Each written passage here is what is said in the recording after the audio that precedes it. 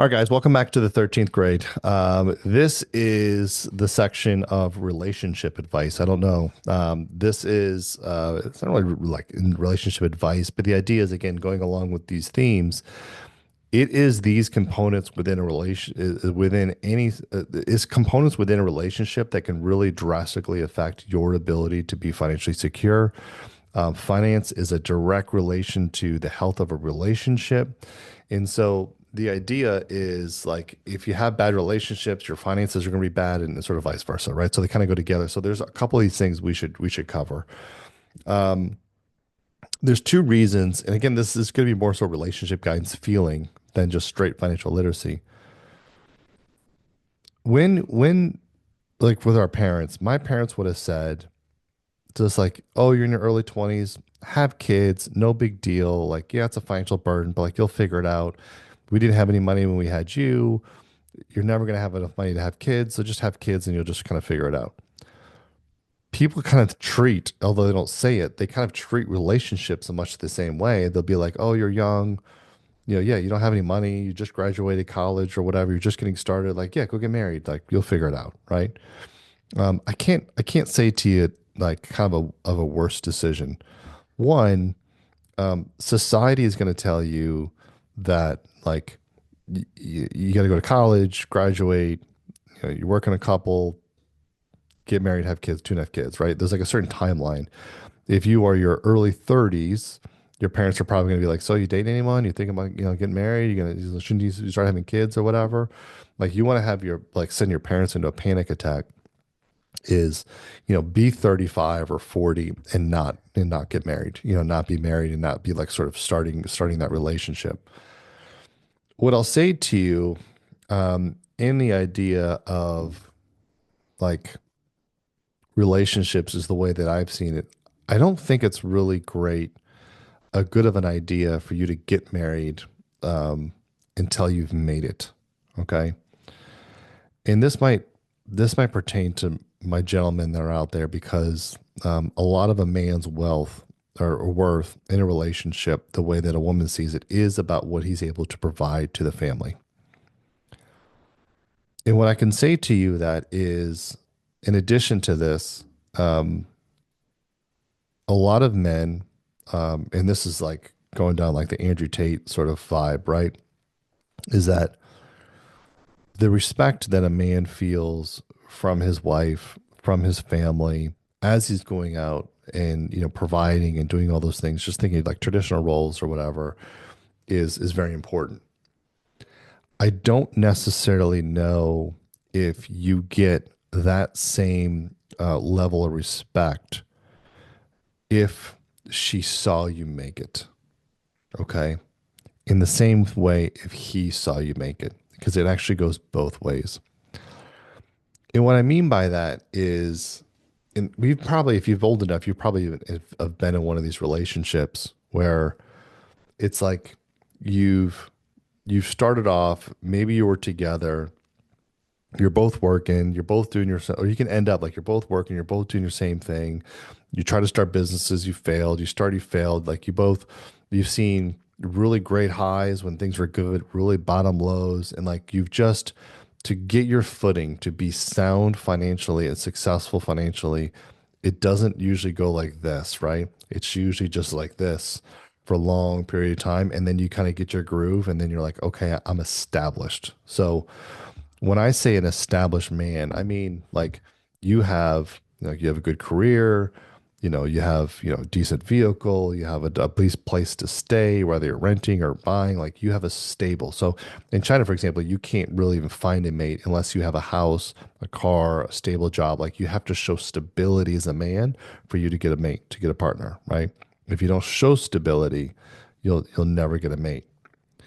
The problem is that if if you start dating through college, like and you're trying out, like whatever, like she's just seen and he's just seen like the ups and downs. He's seen like the goofy you, ugly you, or whatever. And so what happens is that when you become a man and you are a provider, and so you go from a little pug or a little, a little like, what was a baby lion, a little baby lion cub or whatever, to a lion.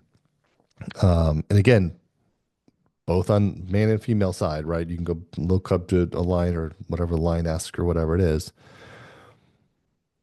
The person that you're with, if you grew up with them, is always going to see you as the little cub.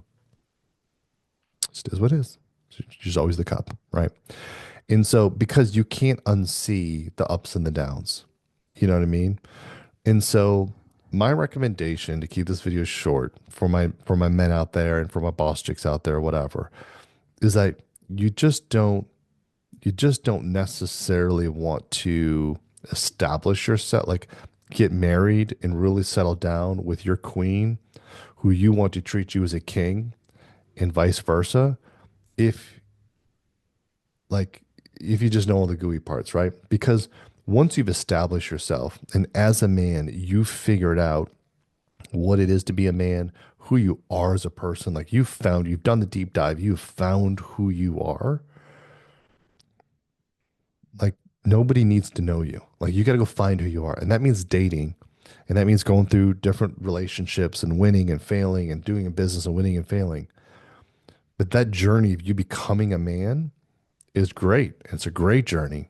But I don't know if the people along the way or the relationships that you met along the way is the same person that's going to treat you like the person that you then determined. Okay. And you think I'm being sexist when I say this and you want to turn this off, go ask my wife. She'll say the same thing. If I ask my wife, man, I'll say to her sometime, like, man, would have loved to known you when you were in college, like, or whatever, right? She'd be like, no, you wouldn't have. No. Mm-mm. No. She's like, if you would have seen me in college, how stupid and dumb and goofy and whatever I was, she's like, you wouldn't have had anything to do with me. And I always think to myself, and I'm like, well, yeah, I would have, because I've seen pictures of you and you were hot. And I was also goofy and dumb. But the point is, she's 100% right, right?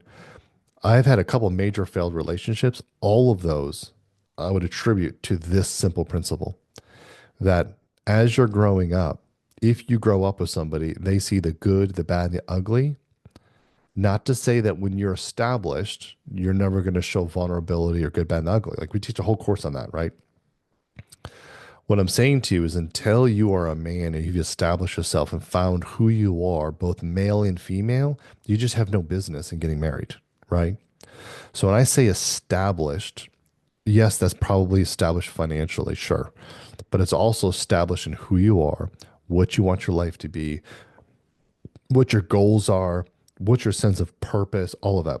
Don't find those things with your partner. And the also reason why you want to do that is because what if you're both together and you're just sort of building? What if one of you goes like, yeah, I don't want to climb Mount Everest. I'm good down here. That's a problem.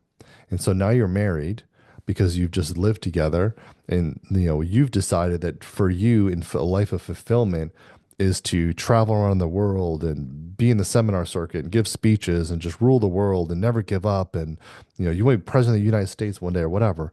And the other person's like, yeah, I want to do this. She's like, I don't even know who you are anymore. Exactly. The point is find out who you are, get established, and then pursue what that life partner is. Secondary to that, more controversial, is a man doesn't become mature later on in life. Women come mature much more quicker than that.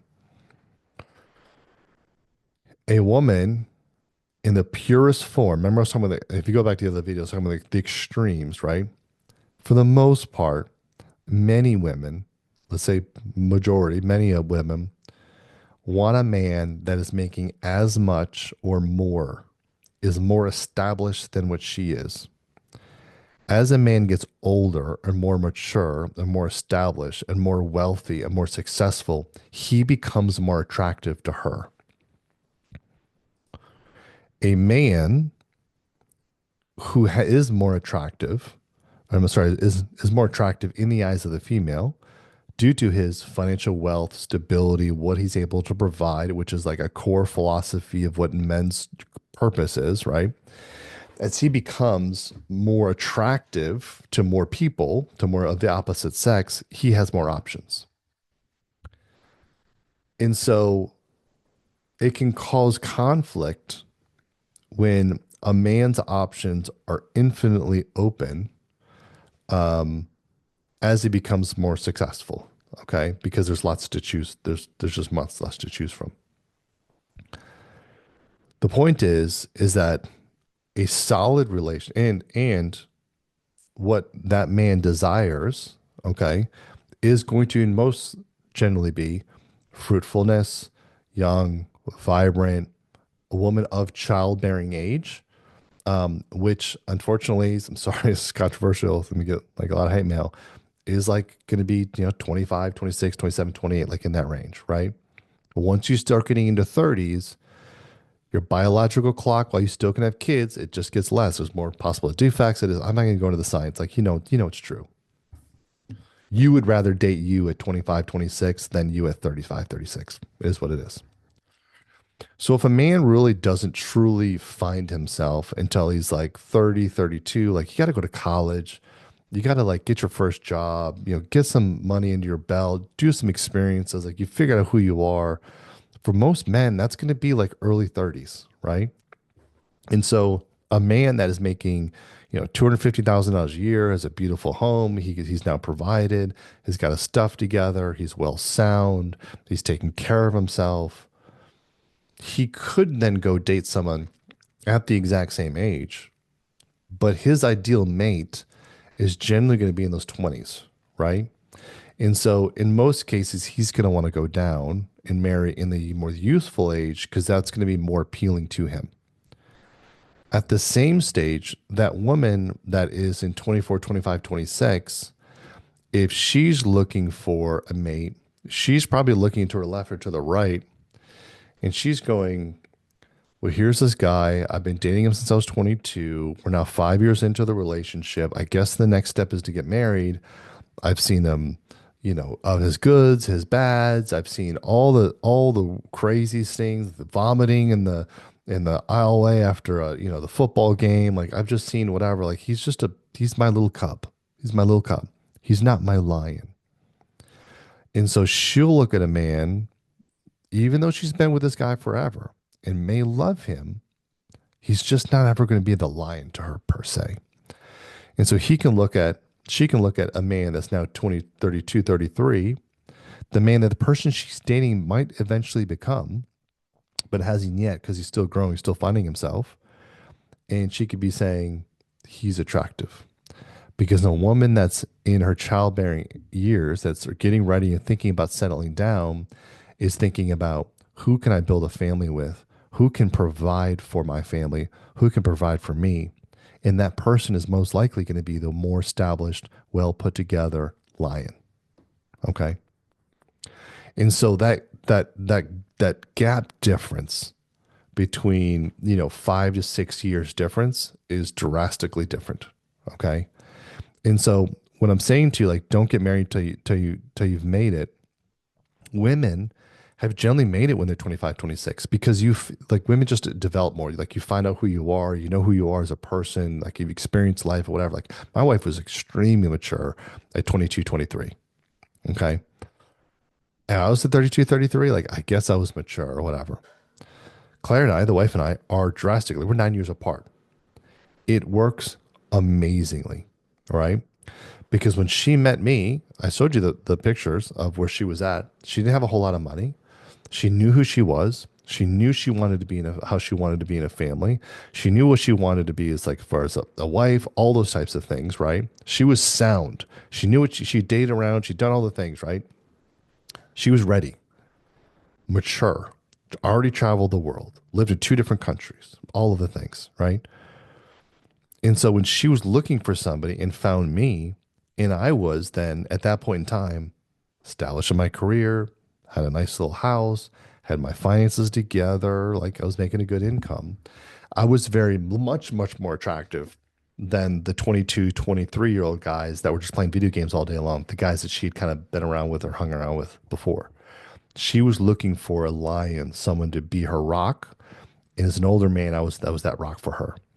I was looking for somebody who could be a very loving and nurturing wife, someone that I was obviously attracted to, that was like, could have kids. And being at my particular age, I knew I want to have several kids. So I was like, so if I get married with someone in their 30s and I want to have kids every 2 years, like she's going to have kids when she's 38, 39. Like, I don't really want that or whatever. Like, there's more defects or whatever. So for me, like mid 20s is where I wanted to be. It worked out absolutely perfectly. So again, this is my story, but I think it's a very, very important one. If part of this course, as I remember, I told you is about financial literacy, part of this course is about me sitting on a porch, talking to my son, talking to my daughter, and I would give them both the exact same advice. To my son, I'm going to say, go to high school, go to college, date around, find yourself, taste a lot of things, try a lot of different things out, try a bunch of different jobs, find out what you love, what you're passionate about, how you want to build generational wealth through what income source. And when you're established and you know that you can be a strong provider, a rock for somebody, go pursue somebody. And when you do, because you are going to be like an ideal match for a lot of people, you're wide open. You can date someone your age if you find somebody. But if you go down and you date somebody that's in like 25 or whatever, and you can be their solid rock, they're going to see you as their king. And they're also going to be at a useful age that they can then have and bear children for the next 5 to 10 years as you build out your family. And for my daughter, as hard as it is for me to say, I'm going to say the same thing. Go to high school, go to college, date around, do your thing, find out who you are, travel the world like your mother did.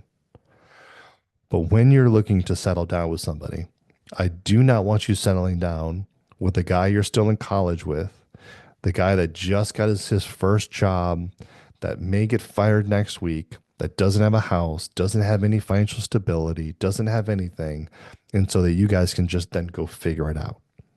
No, I want you to find a guy that's worthy of you, that has shown that he can be a rock and can be a lion and can provide, that is sound in his judgment, that has found himself as who he is as a man, and that can provide for both you and the family that you'll have. And a lot of times that's going to be someone that's more mature than her because men mature later. It is what it is. So, small subject. We'll leave it at there. Something you to think about. Again, I'll just say to you, if you want to be successful in a relationship, the dynamics are very clear. The data is very clear.